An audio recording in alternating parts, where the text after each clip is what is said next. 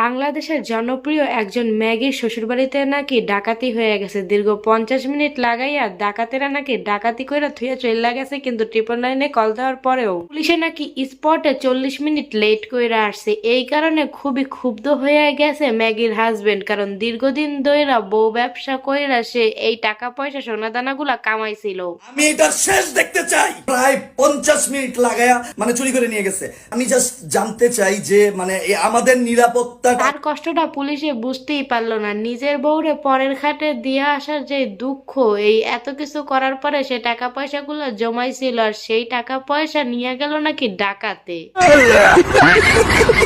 এটা কি কোনো কথা? কিন্তু ভাই বিশ্বাস করেন, বউ ব্যবসা কইরা কিন্তু সেই লাভ। এগো দেখলেই বোঝা যায়, নাইলে এগো ঘরে কয়েকশো ভরি সোনা, আবার কয়েক লাখ টাকা। বুঝতে পারেন বউ ব্যবসা করে ঠিক কত টাকা ইনকাম করছে।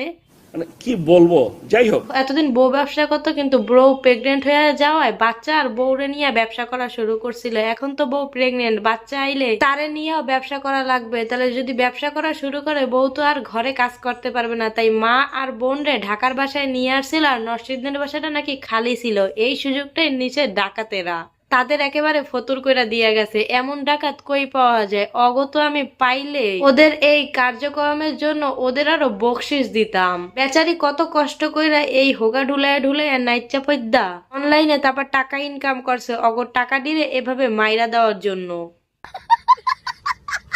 ভোদাই চন্দ্র আইসের নাটক করবে আর পাবলিক মনে করছে কি ভোদাই, কেউ বুঝতেই পারবে না। ওরা কোন চ্যাডেল বা লগ ঘরে কয়েকশো ভরি গয়না থাকে আর কয়েক লাখ টাকা থাকে।